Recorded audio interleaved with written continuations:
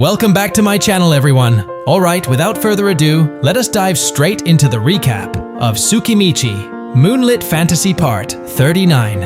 Alright guys, in the previous video, Kanawi City was completely thrown into chaos, starting from the attacks of Tomoki's fanatics to the threat of thousands of troops approaching. A direct clash between Makoto and Haruka also took place, and there, Makoto realized that Haruka had fully regained her awareness from the influence of Tomoki's magic.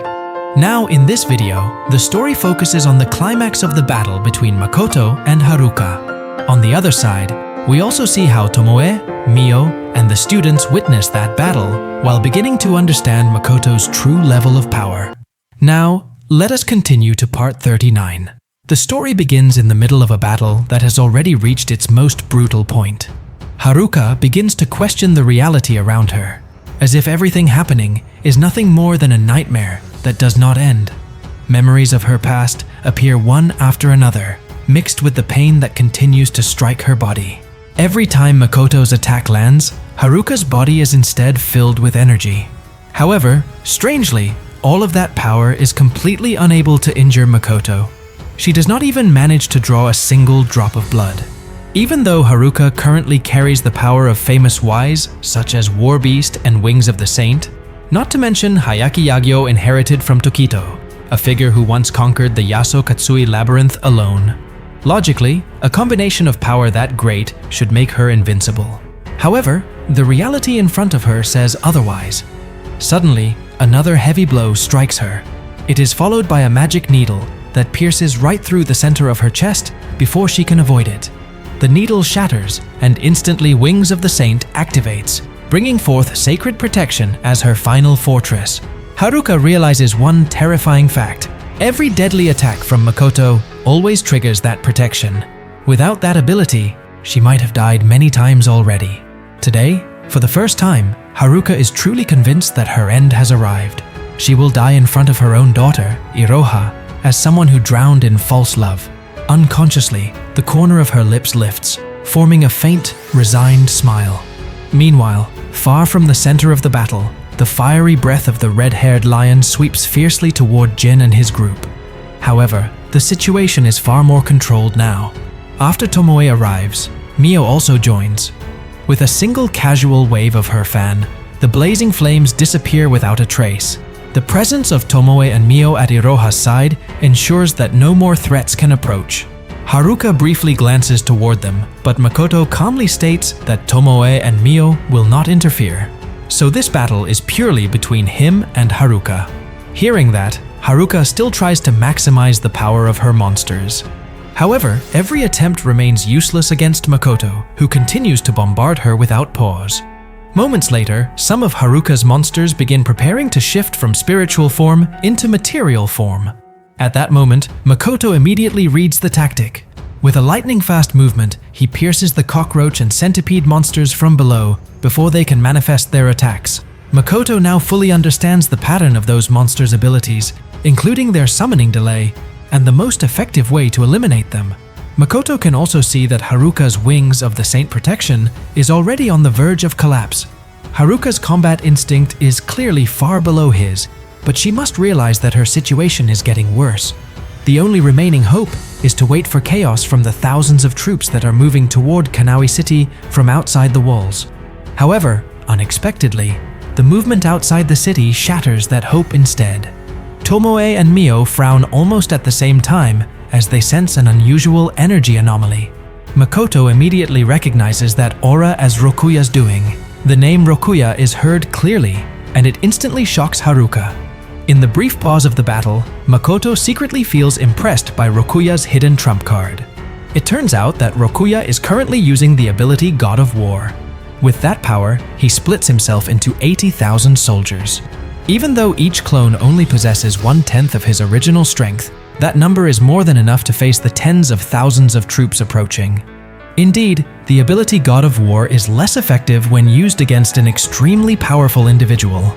However, if the target is ordinary troops in massive numbers, Rokuya's power becomes an extremely efficient and deadly weapon. Mio briefly criticizes Rokuya here. In her view, the ability God of War actually makes Rokuya far weaker. and such power is not interesting in her eyes at all. However, Rokuya only laughs casually. Even though each clone has only 1/10 of his original strength, the current situation demands large numbers. He has to face thousands of troops at once, and more importantly, the deaths of those clones do not give any backlash effect to him at all. In large-scale warfare, this ability is clearly very efficient. However, Makoto sees everything from a different perspective. Watching the extreme demonstration of quantity shown by Rokuya, he instead begins to reflect in the middle of the battle. All this time, the principle he holds in Asura and the Kuzunoha company has always focused on unlimited quality. He builds strength that is small in number but overwhelmingly superior.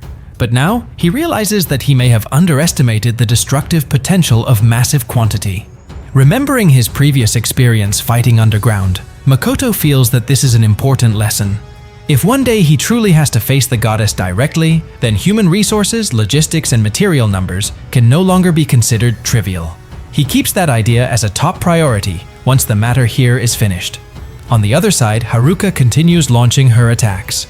The techniques she uses feel familiar to Makoto, like techniques he often heard about when he was still in Japan. From that, it becomes increasingly clear that Haruka truly possesses the power of a wise. This time, she summons 3 monsters at once, and once again pressures Makoto without pause. Suddenly, an area attack is released. Makoto's vision is immediately covered in pitch darkness. He can no longer see his opponent's position, and in an instant, his magic armor is destroyed by that anti-magic attack.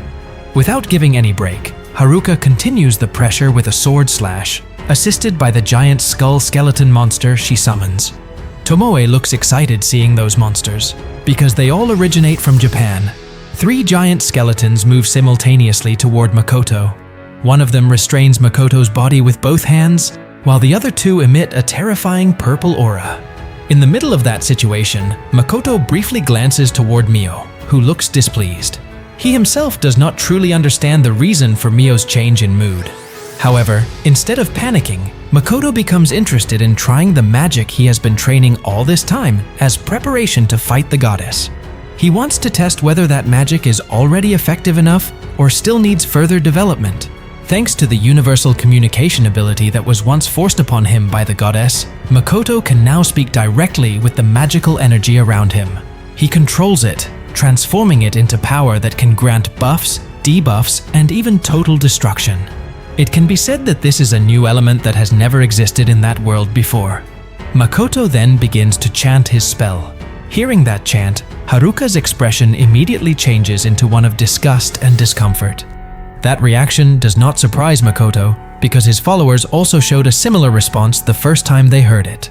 The effect comes from the power of understanding that was once forced upon him by the goddess, which has now evolved into a part of his own wisdom. Even though it sounds disturbing, this magic has a wide range and high precision, making it perfectly suited to be combined with his Sakai area. Makoto continues his chant, commanding the magic to sweep away the enemies and all artificial lives created by Haruka. He briefly wonders in his heart whether the moon element can truly function in this world like a meteor summoning spell. The answer arrives immediately. A gigantic red moon suddenly hangs in the sky. Rings of light in the same color surround it, slowly expanding and creating a truly epic sight. Without hesitation, Makoto murmurs the name of his spell, Lunar Halo. In an instant, those glowing red rings explode and rain down upon the battlefield, like objects falling from outer space. Their speed is unreasonable, and their light does not fade at all when they strike the ground. That rain of light pierces through Haruka's defenses and annihilates the entire Hayaki Yagyo army one by one without mercy. What is extraordinary, however, is that the attack does not injure Tomoe, Mio, Jin's group, and even the surrounding buildings remain intact. The precision and control are perfect. Seeing the result, Makoto feels satisfied. His new element truly functions perfectly in this world. The silence of the night suddenly blankets the battlefield. Everyone seems to be holding their breath. In the air, Haruka stares straight at Makoto. All the monsters she had summoned earlier have been completely erased. Yet now, her eyes emit an unnatural golden light. There is no longer any magical aura or killing intent felt from her body, but that golden radiance instead surges higher and higher from the wings of the saint. At first, Makoto thinks that it is merely the final strengthening effect of her sacred protection. However, a sudden chill runs down his spine. His instinct immediately warns him that this is different. Someone has just granted an enormous amount of power to Haruka at the very last second. Someone who has been secretly observing this battle from the beginning and has finally decided to intervene. Makoto immediately recalls one worst possibility. The pressure of energy now radiating from Haruka feels equal to, or perhaps even more terrifying than, the rampage of Tomoe and Mio when they release the limits of their power. The number of entities capable of granting such immense strength to an ordinary human can be counted on one hand. With a completely changed gaze, Haruka declares with full confidence that her power has now surpassed all of Makoto's calculations. Makoto responds in a mocking tone, insinuating that Haruka still needs help from another party. However, Haruka does not care. For her, the only thing that matters is that she will show what a true battle looks like. And without hesitation, their clash resumes once again. Seeing that surge of power, Tomoe and Mio immediately realize something. This is not power that comes directly from the goddess. Its source is a high-ranking water spirit, a servant of the goddess who possesses great authority. The priests in Laurel are indeed capable of communicating with the water spirit, and it seems that Haruka has received assistance from that entity. Now her body is enveloped in a clear blue light mixed with gold, while Makoto himself radiates a blue aura that is no less powerful. Their battle leaves Tomoe and Mio in awe. Yet behind that admiration, there is a sense of unease. If a high-ranking water spirit has truly intervened, then its power could possibly surpass both of them. That means Haruka has the potential to become a real threat to Makoto. On the other side, Jin can only stand in stunned silence as he witnesses Makoto's power. In his heart, he begins to question where Makoto actually obtained such overwhelming strength. Is he a spirit worshipper, a follower of the goddess, or even some other, more mysterious entity? Not long after, Kogetsu arrives and reports to Tomoe that his task has been completed. He once again expresses endless gratitude for being brought back to life. Tomoe firmly explains that she is only carrying out Makoto's orders, so there is no need for excessive thanks. However, for Kogetsu, what Tomoe has done truly surpasses even the limits of high-level resurrection magic. Tomoe does not merely revive intact corpses.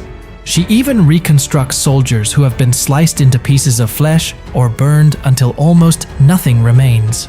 Kogetsu, who was once reduced to only a single remaining leg, personally witnesses how Tomoe casually reassembles his troops' body parts from lumps of soil, muttering softly whenever there is a minor mistake in the arrangement. Watching life slowly pulse again within a mass of flesh that gradually forms a human body, Kogetsu finally realizes that he no longer holds even the slightest ill intention toward the Kuzunoha company.